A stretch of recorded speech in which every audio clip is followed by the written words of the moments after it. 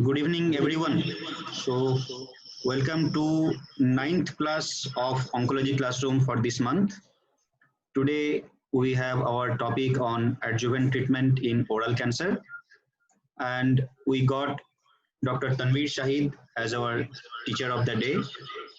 Dr. Tanveer is Senior Consultant Radiation Oncologist and Clinical Lead at Apollo Clinicals Hospital, Kolkata. Sir is one of the well-known uh, academician in this field, and he has been respected all over the country for his academic acumen and interest. It's our pleasure to have sir today for this class. I request sir to take over and start the class. Sir, Okay, over to you. okay. Thank you. So good evening, everybody.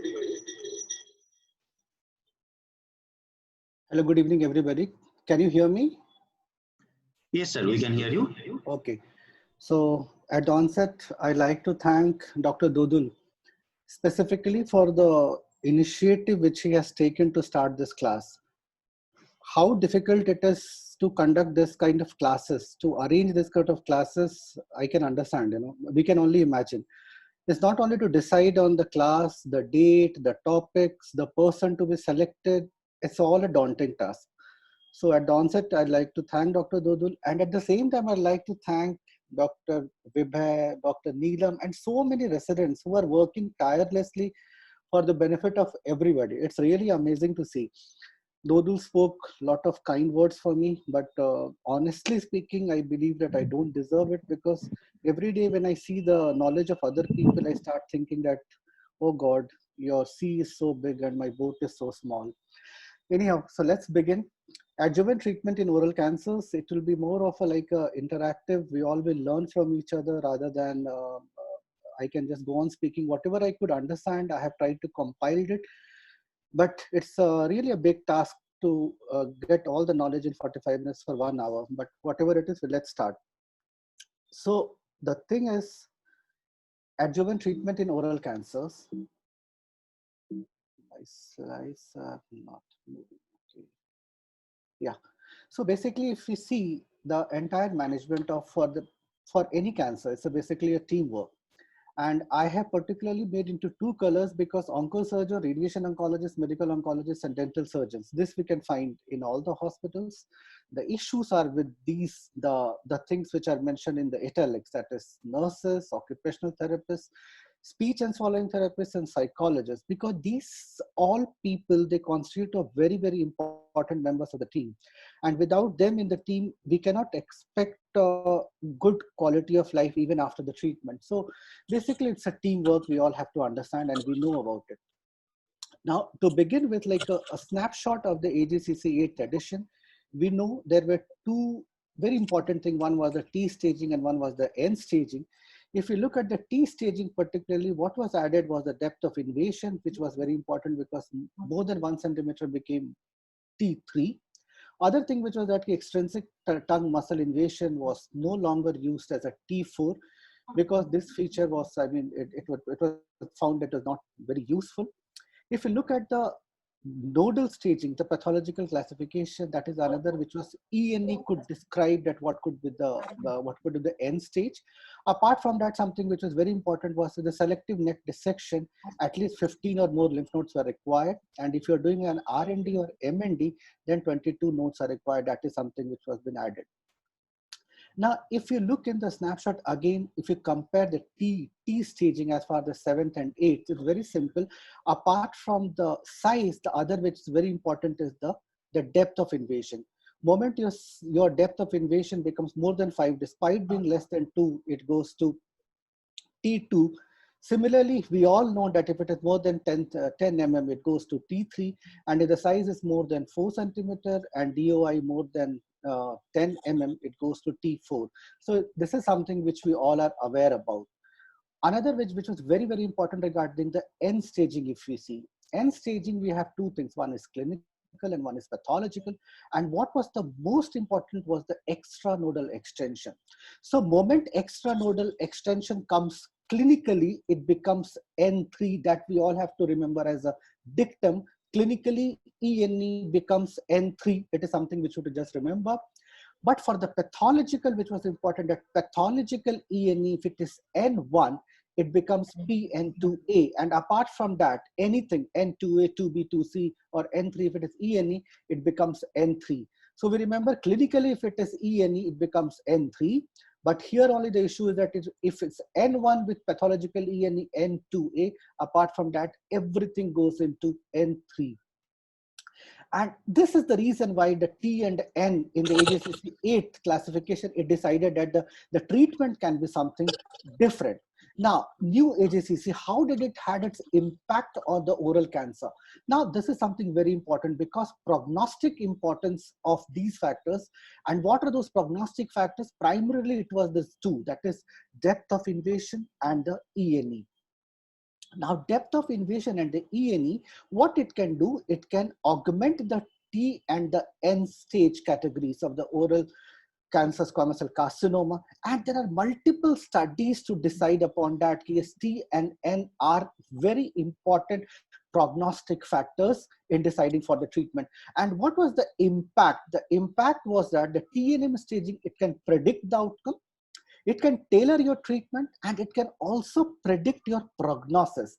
So that's the most important crux if you take the changes in the AJCC 8th edition. Coming on to the topic, adjuvant therapy, like how do you decide that what adjuvant therapy has to be given to a patient? It has to be decided on certain factors. Now, what are those factors? Those factors are margin status, the thickness, the depth of invasion, the LVSI, the LV, PNI, and tumor grade. Now, all these things decide that whether I have to give adjuvant treatment and not, and what adjuvant treatment do I have to give? Should it be only radiation or radiation with concurrent chemotherapy? So let's see. Now, this particular paper, I really wanted to show to everybody, like this was the first paper which was published from our country more than 2 decades back from Orissa. And it was a randomized study where buccal mucosa patient post-operatively, they were randomized into radiation versus observation.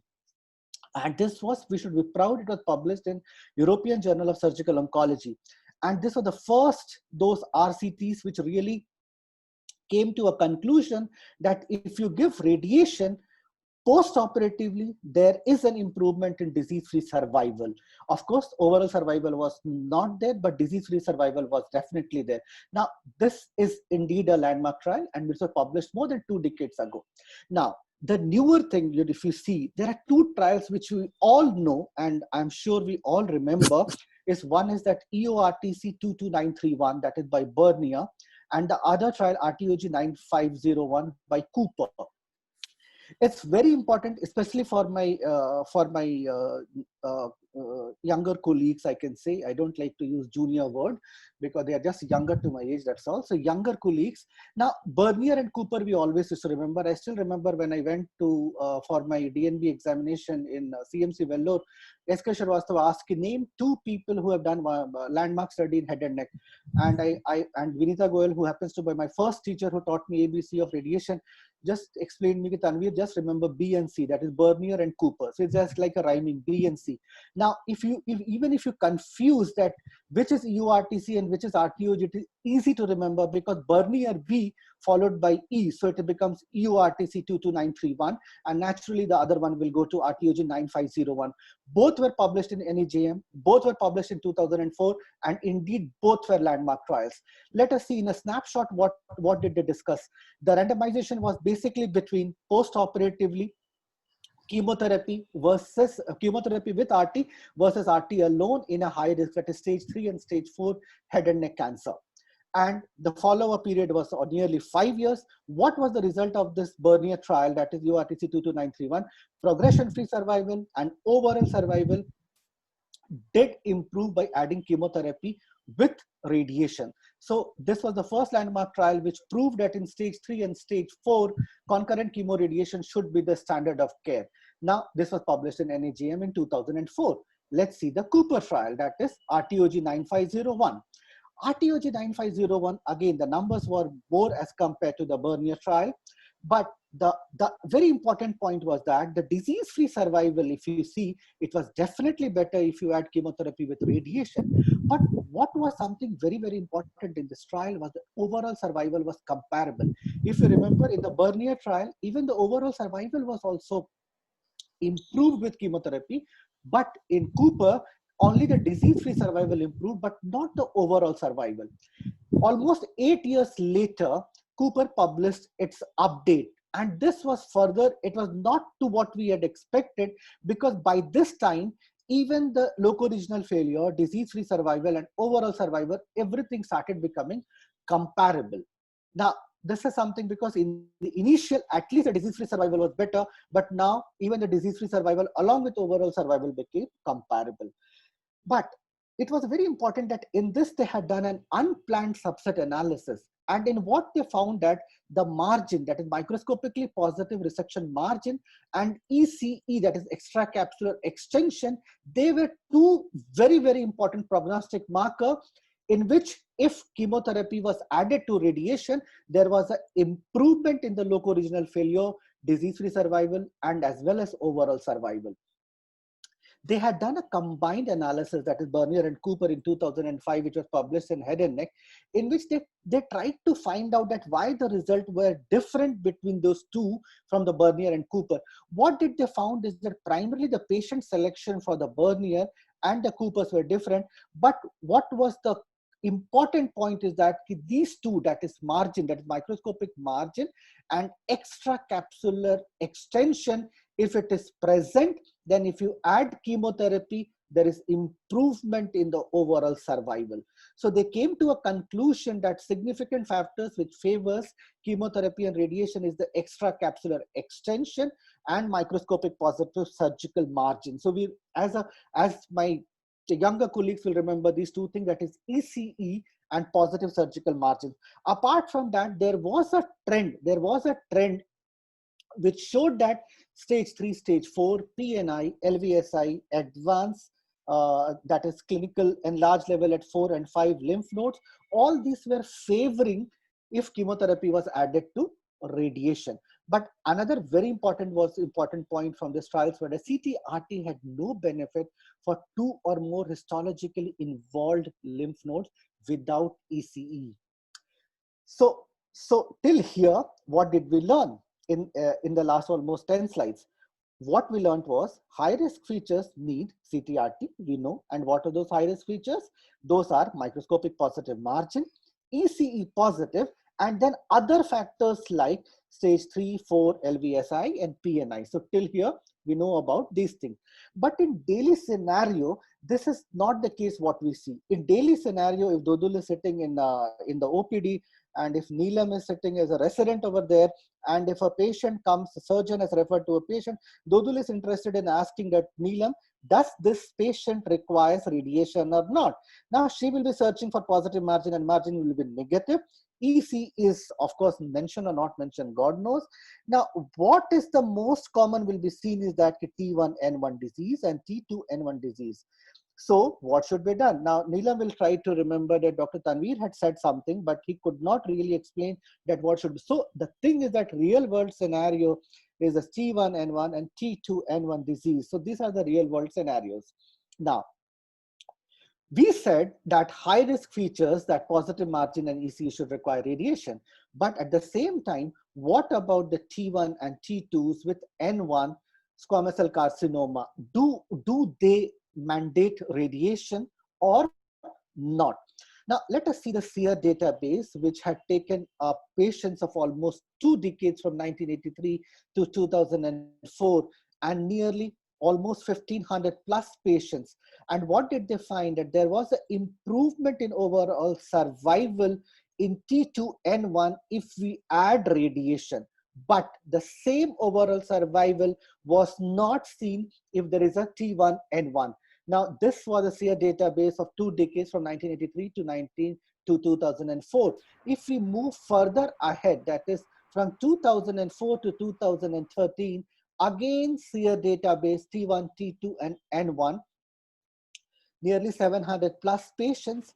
And what did they see was that gradually, if you see over here, from as the process had evolved in T1N1, the radiation incidence, I mean the indication of radiation has also gone down, but in T2N1 still the clinicians preferred to give radiation. And in this database, the outcome point was DFS and OS. And what are the factors which decided for adjuvant RT was basically the subsite and the clinical stage, and even the other things were the insurance status.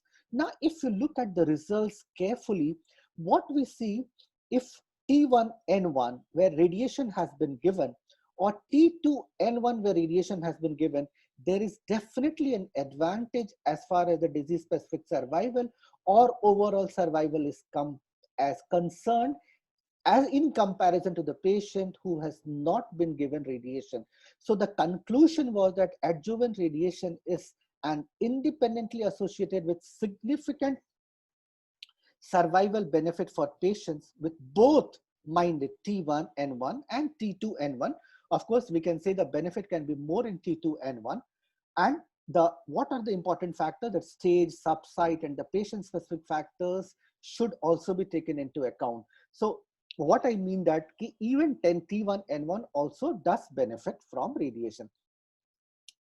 So the practice variation exists in offering adjuvant radiation to small primary PT1 with a single lymph node PN1 without other adverse features. And I'm sure in all the tumor boards, in multidisciplinary tumor boards, what we have in our hospitals, the patients are being taken to tumor board because we see a 30 years old lady with a buccal mucosa T1 and just one lymph node positive, and then we decide that whether the radiation to be given or not. And then we scratch our head and somebody says, yes, you should be given because the patient is young or something. But that is there only the doubt starts. While the data are sparse and most data are non-randomized, so still the evidence, whatever evidence is available, it does suggest that in T1N1 pathological squamous cell carcinoma of oral cavity may still benefit from adjuvant RT. I also like to emphasize over here to all my younger colleagues that when we read the histopathology, we have to be very careful in not only reading the histopathology, but also, if possible, the surgical team, what they write as a post-operative history. How did the surgery happen, and there's something is very important, like with the surgical team write something like a difficult resections, peeling off, tumor during resections. All those things are important because if the surgeon found it difficult to operate, then definitely those tumors did not have a good biology. And we as a radiation oncologist have to be careful in giving adjuvant treatment. So just the histopathology is not enough. We should also try, if possible to also read the operative notes. That is very, very important. Now, if we look at just changing the, on what basis do we decide upon that whether adjuvant treatment has to be given and whether only radiation has to be given or a concurrent chemoradiation? It will definitely decide on these factors. Now, margins. Now, if we talk about the margins, what constitutes the R0 resection? And apart from that, other things about margin we'll discuss in our subsequent slides. So let's start. What constitutes an R0 resection? If we see, again, by and large, the accepted definition is that positive margins are classified as invasive microscopic cancer at the margin, or tumor less than or equal to 5 mm from the margin, or if there is a pre-malignant change in the margin, or if there is an in situ cancer. So as we have to remember that if it is something less than 5, it is called as close, or it can be called as a positive, whatever we can say. Now, the important point over here is that withholding post-operative radiation or post-operative chemoradiation is traditionally governed by a more than 5 mm resection margin from the formalin fixed paraffin embedded specimen. So if it is more than 5 mm, we do say that it's a negative margin, and that will decide that whether further treatment has to be given or not. However, there are several retrospective studies which still says that even more than 2 mm can be considered, but what we remember is more than 5 mm. Now, if you look at the meta-analysis, this again meta-analysis was mentioned by Dr. De Cruz sir in the last meeting. in which he had mentioned the meta-analysis of the margin size and the local recurrences of the 5 studies which were included in the meta-analysis. And very important point was that recurrence rates, if we see, there is a 21% absolute risk reduction if the local recurrence with margins is more than 5 mm. So that's the importance of the margin. And these findings suggest that a 5 mm pathological margin is the minimum acceptable margin size for the squamous cell carcinoma of the oral cavity. So we do remember 5. Now, again, I like to emphasize to all my younger colleagues that now this is where the problem starts. The problem is that, just see here, this is an example, this is a mandible and a tumor was something over here. The surgeon has operated the tumor, he has operated it and he has sent it for the specimen. Now, there can be a positive or there can be a residual left behind, because this is not negative, still a tumor can be seen. So he might be getting information from the frozen that there is a positive margin. Now, surgeon again goes back and he takes out the margin again. Now, this margin necessarily, it might not be from the same place where the tumor was removed. It can be from a nearby somewhere else. And this specimen has been sent to the pathology, and the pathologist sees and he finds that, oh, this is negative, and he gives the report as negative. But the tumor was not over there, my dear friends. The tumor was over here somewhere at the back. So why am I emphasizing? And again, this Anil D. Cruz sir, with his vast experience, he mentioned that the margin, it is very important. And when the surgeon, it re-excised the margin, it is very difficult at times even for the surgeon to relocate the exact position of the residual tumor, and the margins in the tumor bed, size discrepancy, and uncontrolled orientations of the additional tissue. So these things has to be kept in mind. And that's the reason why margin revisions are generally inadequate, since it does not improve local control or survival. Whereas we as a radiation oncologist decide upon the adjuvant treatment, we concentrated whether margins is positive or margins is negative, that's all. But these informations might not be there for us to really, might be many centers, they might be giving, but many centers might not be. So we will have to keep a eagle's eye as far as if the surgeon has done a revised margin, then be careful in that. Another very, very important paper published last year, and I like this name of this of the author, Mustafa Bulbul. Again, this paper time and again in all the Anil D. Cruz presentation, even Sarbani ma'am presentation, they do mention about this paper. And this paper basically, it addressed this very important point, that dose clearance of positive margins, it improves local control in oral cavity cancer, a meta-analysis. That means just to understand, if a surgeon is doing a surgery and if the frozen section is positive, and the pathologist says that your frozen is positive, and surgeon goes back again and he removes further junk of the tissue and it comes to be negative, still it will mean that the outcome will be poor.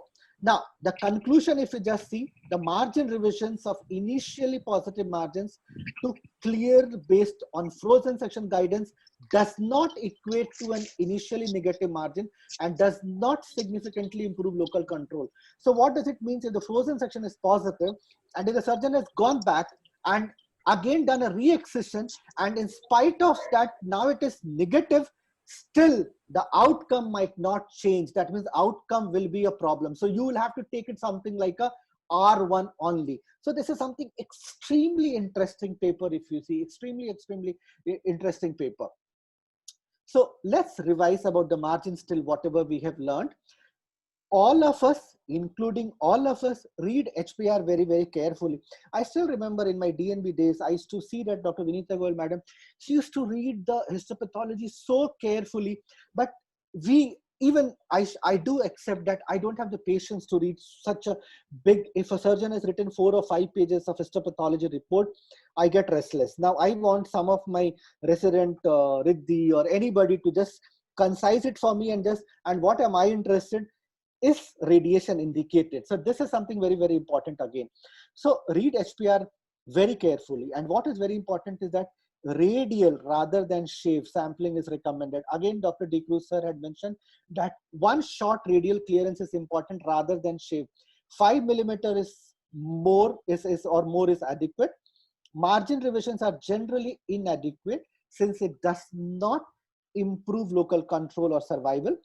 Margin revision could also lead to confusion, and it has to be a specimen driven approach. That means one specimen, if it has been taken out, that has to be evaluated rather than multiple next shaving being done and sent for histopathology. So this is something very, very important.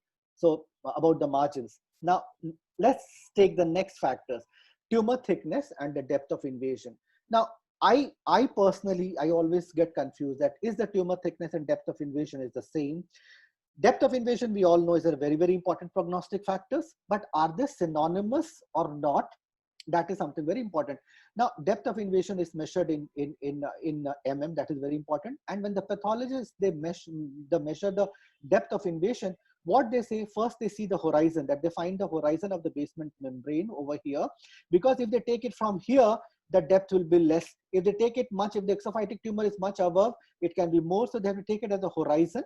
And from there, they draw something called a plumb line, and then they measure the depth of invasion. So depth of invasion and tumor thickness, they are not synonymous.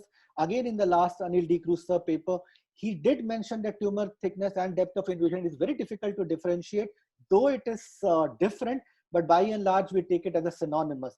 So tumor thickness basically is the thickness of the entire tumor mass. Now here, if you see, this entire thing will be called as a thickness of the tumor. But depth of invasion, if you see the depth of invasion from the horizon or from the basement membrane over here, this will be the depth of invasion. Because if you take the depth of invasion from here, it will give a false impression because it will be less. But if you see the depth of invasion, if you take from here till here, it will be like a thickness what we are taking. So even if there is a breach, or if there's an exophytic component, or if there's an endophytic, or if there's a breach, the pathologists, they draw a kind of a horizon, or they make an imaginary epithelial surface, and from there they measure it so that they can exactly know that what is the tumor thickness or the depth of invasion.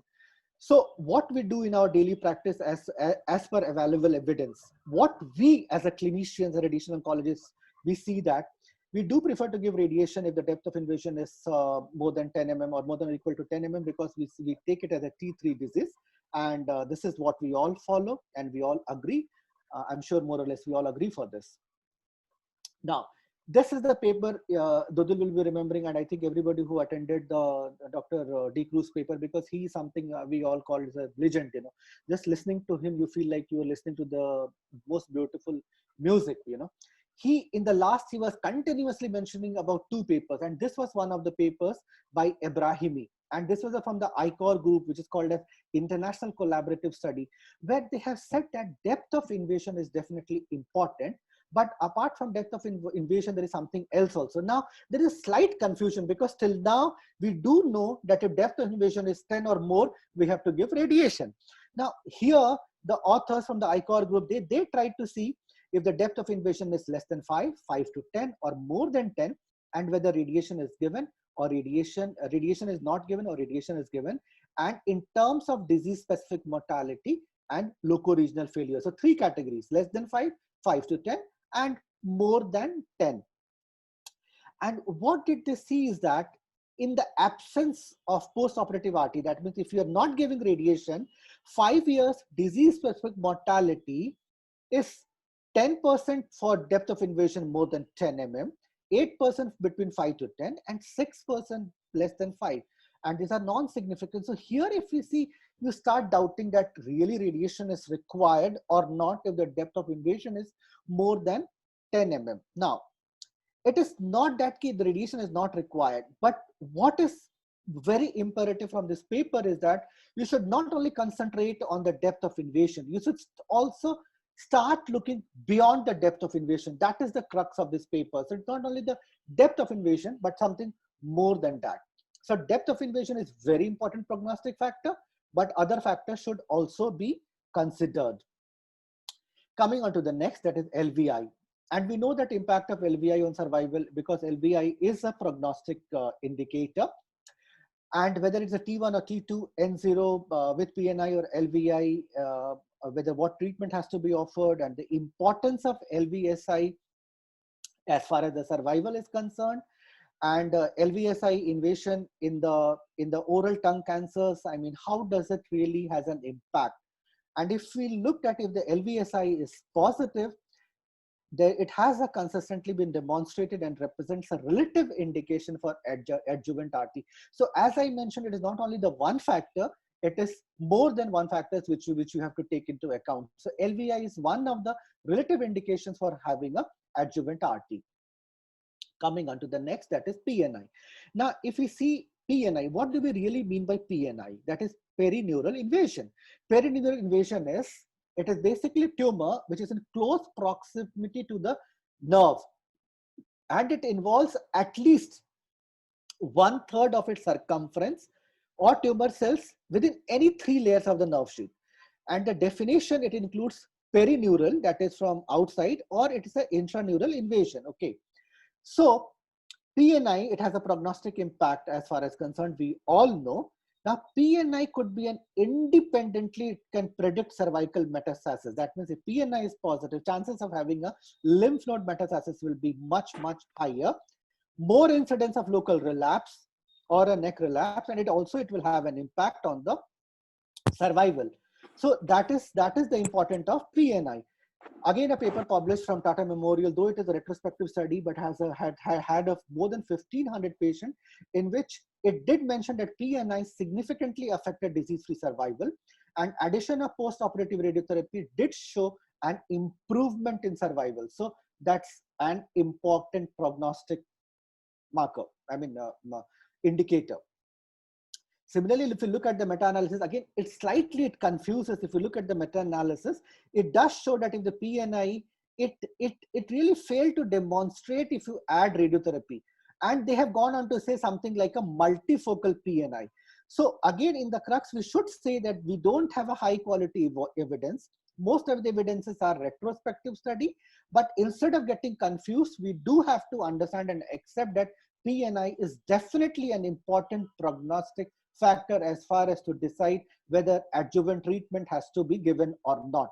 Again, just for our knowing, it does important that PNI, there is something called as PNI focal density. That means total number of foci of PNI with the number of reviewed tumor sections, and it is more than one. It will be a more robust marker than to just say PNI foci density.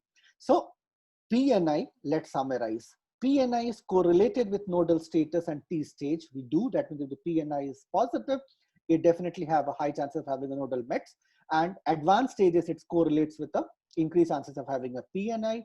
It does have an impact on disease-free survival.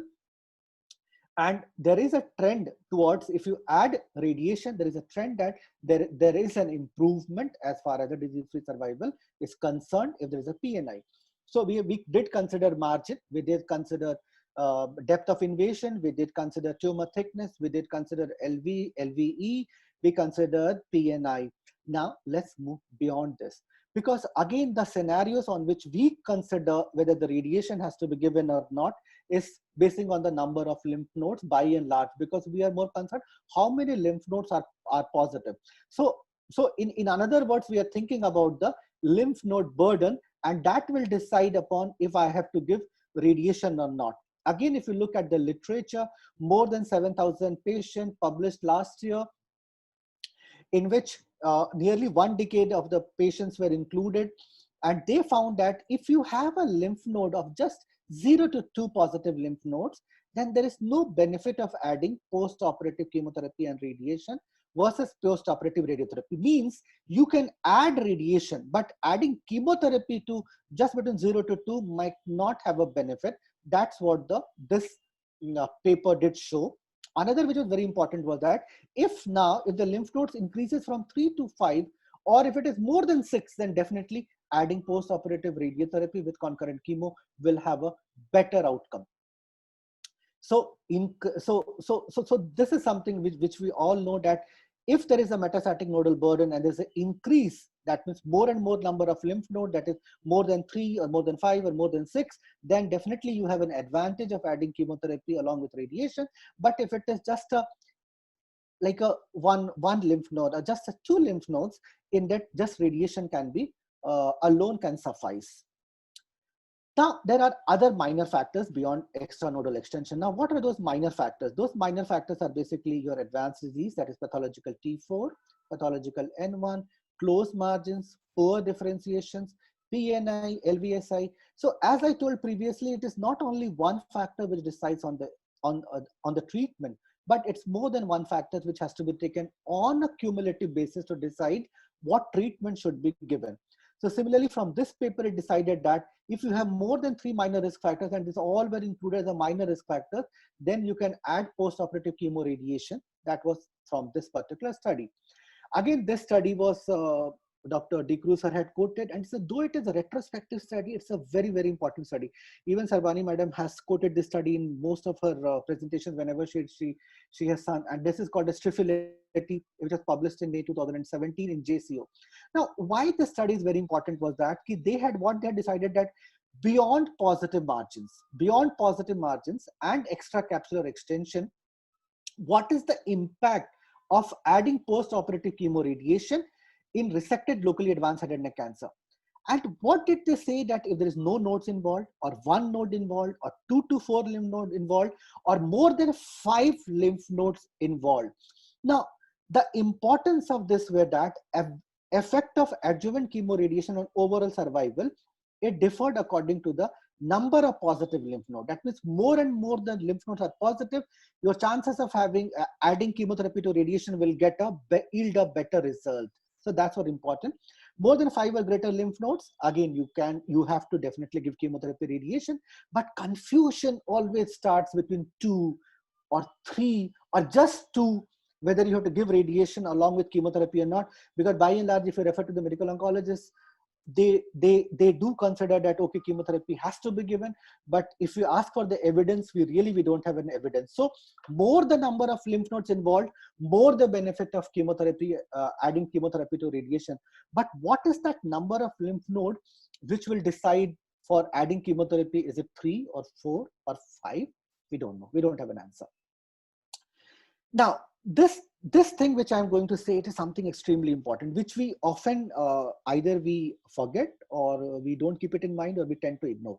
Now, early recurrence, and it's very, very important. And this paper was published in Red Journal just 2 years back. And why it is important, like they have said, what do you mean by early recurrence? Early recurrence means surgeon has done the surgery and he has referred to the radiation oncologist for deciding upon the treatment. And patient is coming after example 6 weeks. So what do we do? Depending upon the histopathology features, radiation is indicated and we go ahead with the radiation. But what we miss that early recurrence. Now, early recurrence means there is a presence of grossly overt disease, usually demonstrated by imaging shortly after surgery, prior to post-operative radiation or post-operative chemoradiation. And this will reflect the aggressive biology. And look at the numbers, nearly 15% of the patients in advanced diseases, they can have early recurrence, and these are those patients in every one practice. I'm sure you might be seeing those patients who started on radiation and after 10 or 15 fractions, they develop a skin nodules or they develop a recurrences. And then we have to really go back and convince the surgeon that again, you have to do an excision because there is a recurrences which is happening. Surgeon is again pestering, see, everything can be, I cannot do a surgery immediately now, go ahead with the radiation, and now you are in a soup, because there's no point in continuing the radiation because this is a frank recurrences. So that is something which is important. So what to do in order to counteract that? Post-op imaging has to be done prior to the post-operative radiotherapy planning, and 4 to 6 weeks is a reasonable time frame when we have to do it. And accordingly, the very important point is that if you do the imaging beforehand, you can decide upon that your treatment. Example, if there is a kind of a disease has progressed and the GC is very poor, the surgeons cannot take up again resurgery. So you can tailor your fields. You can make it a hyperfractionation. You can make it a palliative intent rather than for the radical intent. And the reason why I'm mentioning these points, because we have to keep it in mind. That's very important. Post-operative RT volume, I'll like to skip because this can be a separate class altogether. So we'll not go into the post-operative RT volume. So we'll take it into a separate class. Now, this is for my, again, younger colleagues. I really get excited when I see this paper, because how did this concept came that CTV1, that is pre-surgical GTV with 5 mm margin. This just came with this paper, which was published in Red Journal in 2012. And with just 10 patients, mind it became a landmark study. And what did it say? just 10 oral tongue cancer specimens were assessed, where it was seen that 95% of the microscopic disease, it resided within 4 of the GTV. And that's the reason that concept came, that magic figure of giving a pre-surgical GTV plus 5 margin. So that really excites. This paper is very important, which all my younger colleagues should, I'm sure they might be knowing, but there's no harm in revising. Again, the nodal CTV, I'll not go into the details. Very important that if there is no ECE 5 CTV margin, and if there is a pathological ENE, then 1 centimeter CTV margin has to be taken. Post-operative RT volume, it has to be always based on the clinical examination, the pre-op imaging, your pathology, your histopathology, your scar, your flaps, your tracheostomy site, your stoma. All this has to be kept in mind. If there is a flap, then entire flap plus a 5 to 10 centimeter margin, including the surgical clips, has to be included in your elective dose volume region. We cannot again underestimate the skip nodal metastasis.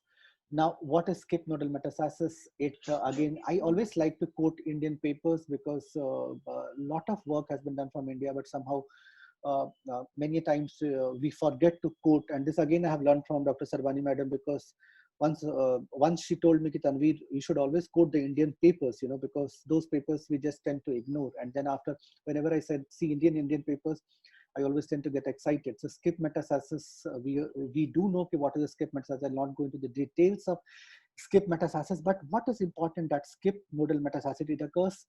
If it is N0, then the skip metastasis rates are very low. But moment it becomes node positive, then your skip metastasis chances increases. And if you have the larger the tumor, the thicker the tumor, skip metastasis again, the incidence of having a skip metastasis increases. So, and why it is important that skip metastasis? Because routine radiation for bilateral neck level 1 to 4 is recommended for central structures like tongue and floor of mouth. And that's the reason in the tongue and floor of mouth, in soft palate, of course, soft palate, that is not upfront radiation is not given. I mean, important thing is that especially for the tongue and floor of mouth, which is the central structures, we tend to irradiate bilateral neck. That's important. What about the contralateral neck? Again, contralateral neck, if it is a node negative, then the contralateral neck, again, the chances of having contralateral neck nodes is quite less. So you can definitely spare the contralateral neck for the buccal mucosa lesions, maxilla lesions. Specifically, if it's an early stage, you can avoid the contralateral neck, and which we usually do. Now, if you look again, if it is a N0 status, the contralateral neck incidence of having a lymph node is quite less. But moments it becomes T2A or T2B, then the contralateral neck recurrences are increased. So a buccal mucosa patient who is having a N2B pathological, we have to keep it in mind that do we have to include the opposite neck or not? That's very important. Now, what is the incidence? What is the, when we should give radiation after surgery? Usually all the guidelines, whether NCCN or anything, they give 6 weeks is the normal time, because if you prolong beyond that, it can be detrimental as far as loco-regional control and overall survival is concerned. So 6 weeks is the magic number, what we have to know. And whenever there is an unplanned interruption, what we have to do is that make up for the dose without course prolongation. So wherever possible, try to make up for the dose. That's the thing. Again, the dose standard for the post-operative setting, what we all know is again 60 to 66 gray, what we see. More than at least 57 or 58 grays, that is something what is recommended. That is again, if there is an ENE, you have to prescribe a higher dose. So around 64 gray, what we really consider to 64 gray, but standard dose is 62, 66 gray, but it has to be something more than 58 gray. Now, another thing is that if we look, this particular paper, it did mention that if you go in a normal risk patients, without having a high risk features, going beyond 58 gray might not have a significant benefit. That is something very important. Again, a paper, and if you see, we all, wherever possible in head and neck, it's a mandatory that you have to give an intensity modulated radiotherapy, IMRT. And a paper again published from Tata Memorial in head and neck oncology, where Sarbani madam had compared IMRT with 3D-CRT, and something which the result is something very much expected, was that the post-operative, the post-treatment morbidity as far as xerostomia and quality of life is concerned, it was definitely much better in IMRT arm as compared to 3D-CRT arm. So wherever possible, definitely IMRT should be considered, no doubt about it. So IMRT significantly reduces the incidence of acute and late grade xerostomia for all those oral cavity cancers. Coming on to chemotherapy, again, I think last Suman had also mentioned, Sarbani ma'am has mentioned, even Dr. D. Cruz has mentioned, weekly versus 3 weekly by and large. I don't know about the most institutional practice, but we do practice weekly chemotherapy rather than 3 weekly. Now, we do know that 3 weekly is still the standard of care rather than weekly, but Sarbani madam also told last in the laryngeal preservation study that weekly is much better to tackle or to control as far as toxicity is concerned. So that's, however, that was in the radical setting. So weekly versus 3 weekly, 3 weekly is definitely, it is more of a standard, we can say. And even compliance, if we see in the 3 weekly, it was considered that it is quite comparable as compared to the weekly. Again, an Indian paper by Vanita Norona published in JCO 2 years back, whereas weekly and 3 weekly was compared. And in this, they did found that 3 weekly had an advantage as compared to weekly. However, the weekly regimen just include 30 milligram per meter square. That is again, which is slightly lesser dose, we can say. So we don't have any high evidence, but definitely whatever we have, 3 weekly still should be considered as a standard of care. However, by and large, most institutions, they do practice weekly chemotherapy. That is because the compliance, what we find, is better. And the local control, again, we can say, I mean, acute toxicities, again, which is quite comparable, because in 3 weekly, the toxicities are much more. If we look beyond... Hello? Hello? So if you look at the, if standard of care, the drug is cisplatin, no doubt about it, and we all give cisplatin. But beyond, if cisplatin is not being able to give, then other drugs can be given. This is something, a very interesting paper which I found is RTOG 0234. Again, I'll ask Neelam a quiz question, like what was the Bonner trial name? What was that RTOG? You can message me. You have my number. Bonner trial. What was that? What was the RTOG? It was called as, what is the number? Anybody can say. 0. Bonner trial. What was the RTOG number? 0522 0522. Okay, if I'm not wrong. And this is what, again, the same author Bonner along with Paul Harari was also over there. And Paul Harari is again over here. Now he's considered RTOG 0234. And it's a very interesting, what I found was that he did compare cetuximab with cisplatin plus RT with cetuximab with docetaxel plus RT. Now this is something very, very, very, very interesting, because this was the comparison, And what did he find? A docetaxel arm had a relatively lesser distant metastasis as compared to the cisplatin arm. Another OCAD trial, Dodul will be knowing it very well, because when we were there, this approval was going on, in which the randomization for the post-operative setting patients were with the conventional RT, CTRT, and accelerated RT. Accelerated RT means it is a 6 days RT. Even Saturdays, the radiation were given in this. So this was called as oral carcinoma adjuvant trial. And again, I could not find the full paper. I don't know, did I miss or not? I mean, I could not find. But what was interesting is that the 5-year loco-regional control was comparable in. So that was a bit, I felt bad, because I was expecting some other result, but still, I mean, 5 years loco-regional control was comparable as far as the 3-arm was concerned when it was compared. Beyond cisplatin, again, we not to go into detail, newer immunotherapy drugs probably have a role to play. Our medical oncologists, they do give nivolumab, but that is more in the recurrent setting rather than the concurrent setting.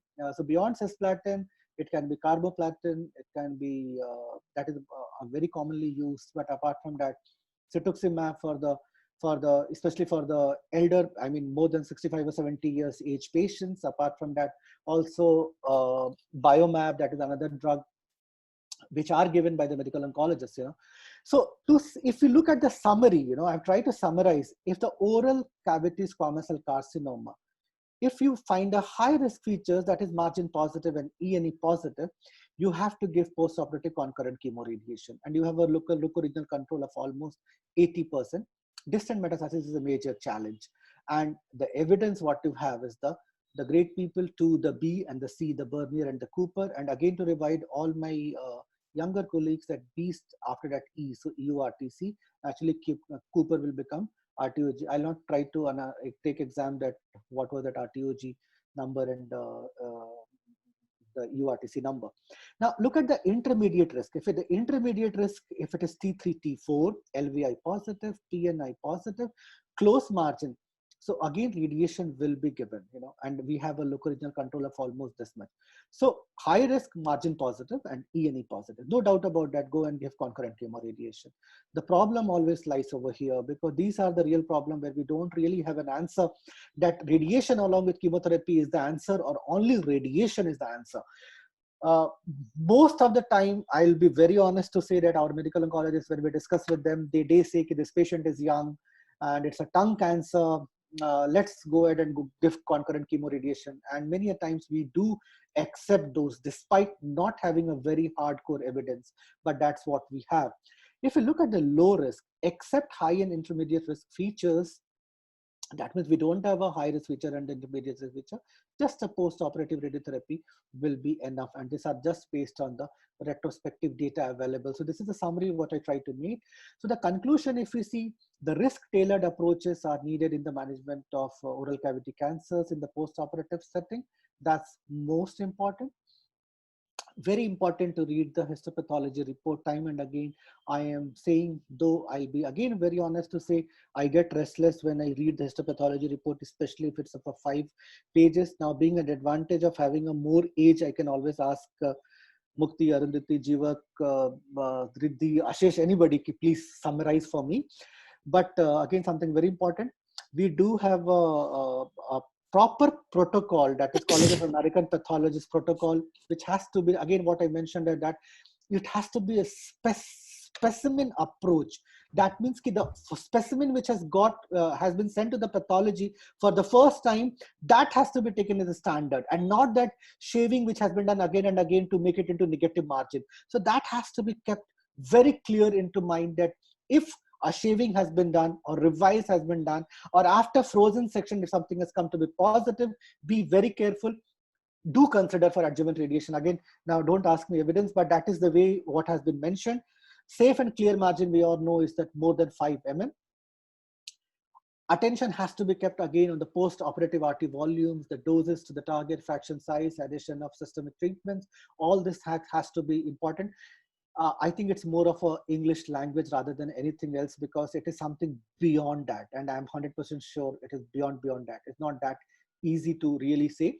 But still, with the available evidence, what we have at the moment, these are the things. But again, for my younger colleagues, it's very important that see the pre-operative images, the findings, and try to give time to really see the location of the tumor, and accordingly do your target volume delineation, and accordingly decide your treatment. Still, I remember Dr. Sarvani ma'am and Dr. Ashwini ma'am, they were very finicky about the stoma. What is the dose to the stoma, tracheostomy, stoma sites, and any underdosing, they never accepted it. I think they loved that if there is a desquamation at the stoma site, because they used to feel that adequate doses has been given to the stoma. So that is so important, that something very simple, but you have to always understand that.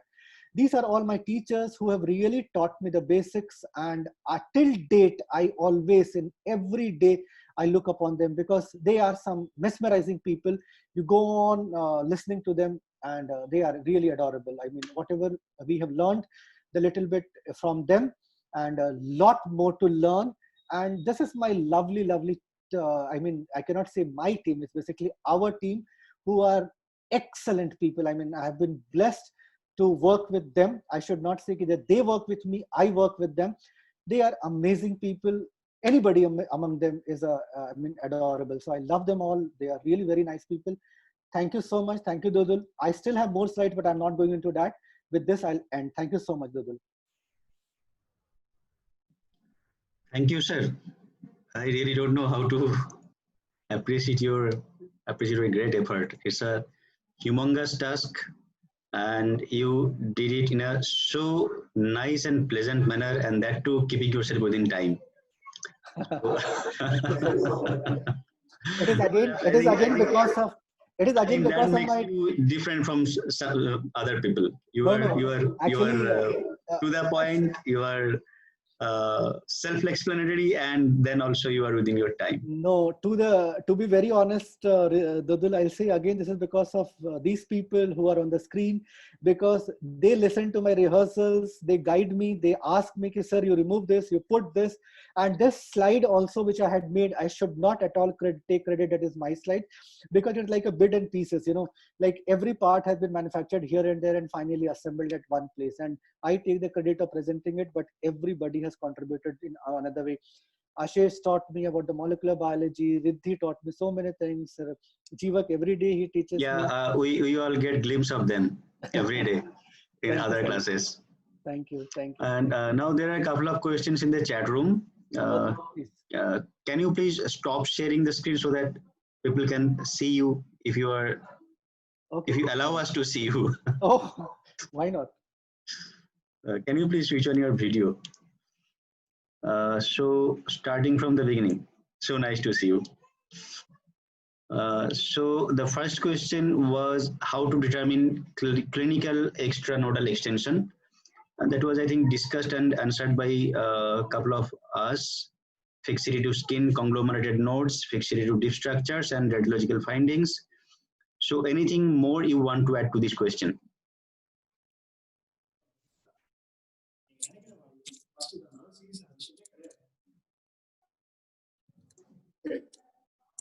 Can you please unmute yourself, sir? Yeah.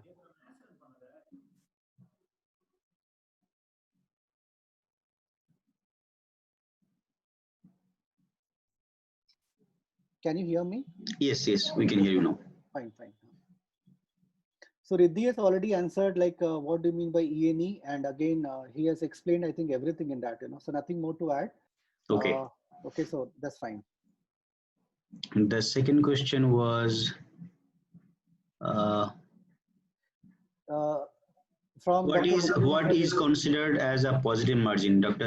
I think Dr. Syed Asim Rizvi is a surgical oncologist.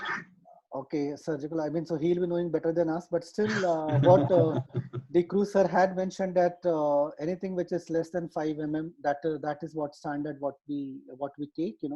But many of the retrospective study they do also consider 2 mm. But what we take is that if it's more than 5 mm, we are confident that this is a negative margin. Again, from the inked margin. Okay, so there is an interesting information in the NCCN guidelines.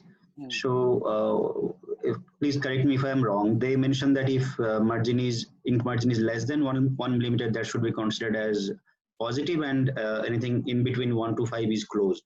Absolutely, absolutely agreed to that. Absolutely. Then the next question was, should we not send positive margin patients for re-excision? Absolutely. That's the thing what I was mentioning. Okay, any positive margin should be sent for re-accession, and there's no doubt about it. But what was very important from Mustafa Bulbul's paper also, and what Dr. D. Cruz sir had mentioned last time, even you were also there. He said that if there is a positive margin, and if it has been again re-accession has been done or shaving has been done, then you'll have to be careful, because might be that these patients would be requiring adjuvant treatment, or they will be doing their prognosis will be poorer as compared to the upfront patients who have got a negative margin. True.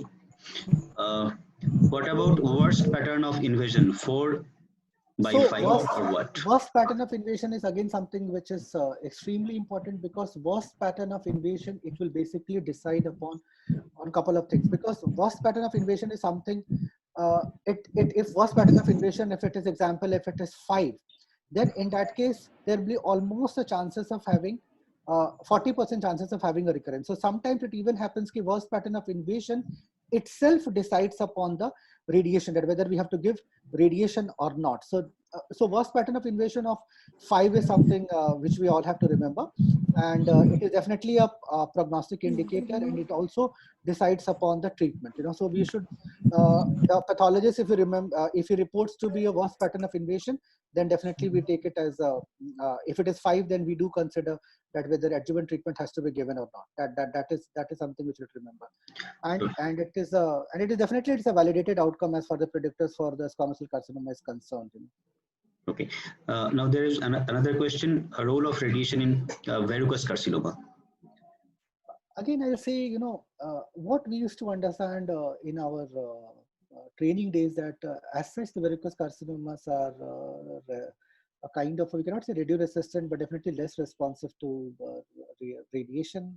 That's what we used to learn. But as of now, still I feel so that verrucous carcinomas are usually a kind of a low grade tumor, what I do understand. Correct me again if I'm wrong. So why do we want to give radiation to in verrucous carcinoma? I mean, again, I prefer if the surgery can be given, because these are something which is really low grade and might be non-invasive. So I mean, better to go for surgery rather than radiation. That is what my feeling is. True. No, I think we almost agree with this. Whenever possible to manage surgically. Right. Role of radiation versus chemoradiation in close margin 3 or 4 millimeter in post-op setting. So port or CTRT. So I'll say, as I mentioned that if it is a close margin, you can say it is a minor risk factor. So that's one. So just on one finding that close margin of 3 or 4 mm giving radiation, it will be difficult. But definitely close margin these patients can be taken up for only radiation, but giving concurrent chemo radiation, again, I'm not very sure. Along with close margin, if there are other minor risk factors or other risk factors like LVE positive, PNI positive, then in that case you can consider. But close margin, because these are not positive margin. For positive margin, CTRT is fine, but close margin, again, I think radiation alone. That again, Dudul, again, I'm not very sure. Like, what we should do. Yeah. Now, Dr. Mukti has asked you a question. Any predictive model or nomogram for selecting patient for adjuvant radiation or chemoradiation in head neck cancer? Yeah, definitely. See, we will have to understand. If you can just allow for me to share my screen for just for 1 minute, please. Yes, please. You can share. You can share. Yes.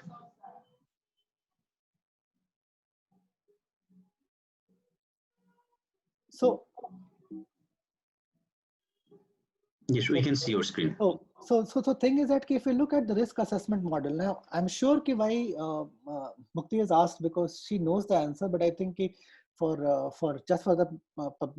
matter of discussion is asking, like, if you look at this slide, if it's a risk assessment tool, now why do we need a risk assessment tool? Because it can prognosticate, it can assess the risk, and it can identify the patients who will be requiring treatment or who will be additionally treatment intensification.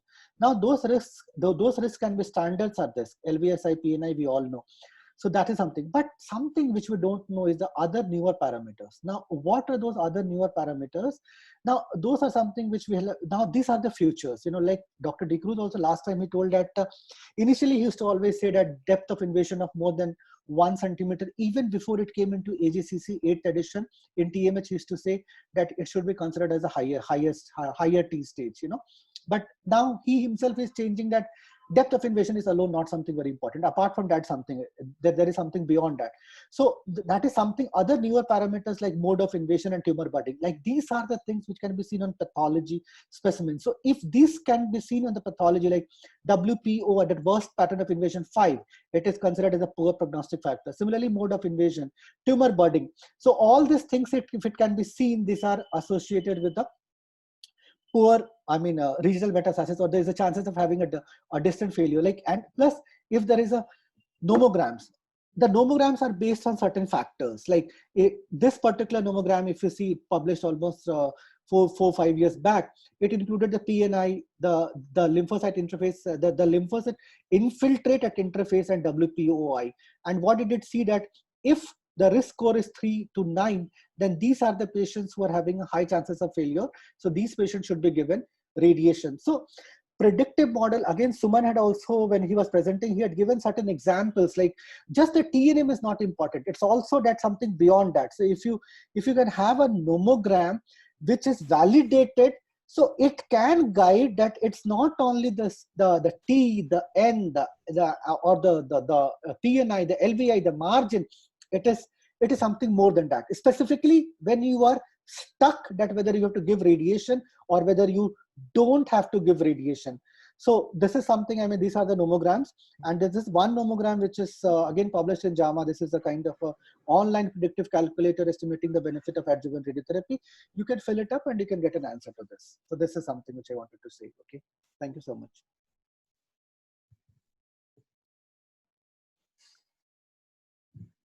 Hello. So wonderful explanation. And there are many more questions. One is, what should be the approach to patient after surgery, neck dissection, who is incidentally detected to have positive nodes, pre-radiotherapy scan followed by FNAC during continuing radiotherapy? No doubt about it. Once the node has come to be positive, even before radiation, this patient, and FNAC has to be positive, no point in continuing radiation. Just send the patient for dissection. And one more thing, like again, a important question, but I like to say, like Dr. Deeplu sir was saying, that management of neck nodes is itself a class, and he wanted to take, and I'm sure Dodul will be taking that class. Yeah, I have to work on that. Because we'll there is now, like, class. if you start talking on that N0 trial, there is nothing called as observation. So the question which my friend has asked, like, what happens if the preoperative the node has come to be positive? So means what we have to accept, that even if it is an N0, at least an MND has to be done on that particular side, So the patient cannot come to you without a neck dissection. So if the neck dissection has been done, and if there is no neck nodes, then, and if it is an early stage, then chances of having a neck nodes immediately will be less. But even if it happens, the patient will have to be sent for a re-excision. We cannot take this patient for radiation. That's very simple. We cannot. True. Practically, what happens? Many patients actually they get demotivated, and they really do not want another surgery right within 4 or 6 weeks of an initial large surgery like that. Right. So it sometimes becomes difficult to convince the patient also that you undergo another same surgery. Yeah, only the issue is that the problem is that then in that case we are burning our hands, because yes, again you are the last person to be treating, and the entire brunt will come on you. So very true, you have to be very true. responsible. I can see perhaps another 25-30 questions. I really don't know what to do. We can. The question was, Dr. GV asked how much dose to be given to the stoma. I think Sir has already answered that something around 60 gray should go there. So what I can do is that I'll be very happy to answer the questions. I can, people can take down, everybody has the number, my mobile number. I'll be more than happy to, if you can send the questions to me, even I'll get a chance to learn, believe me, and I'll definitely, I'll revert you back. And even if I don't know, I'll look into it and I'll revert you back, Let me see if I can copy the chat and send it that's fine. all together. So, otherwise, you can just send it personally. Sir, please send the please send the answer on the group so everybody will benefit. Okay, no problem. That will be great. Yeah. I'll send that answer to the group. I'll just try to see if I can copy the questions. Yeah, I'll definitely do. And I'll also send my presentation, because I have not covered the molecular biology part. There are some wonderful slides made by Ashish, so I want everybody you to see.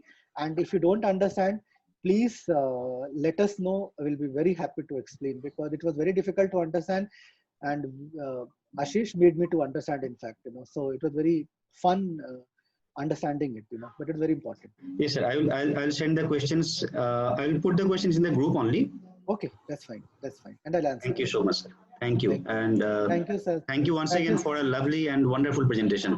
Thank you so much. Thank you all of you who were who had attended, and all my residents. You are wonderful people. God bless you all. Thank you so much. Take care. Good night, sir. Good night, and good night, everyone. We are closing the session right now. I think another class will be taken by Dr. Bivai on evidence-based management of lymphoma.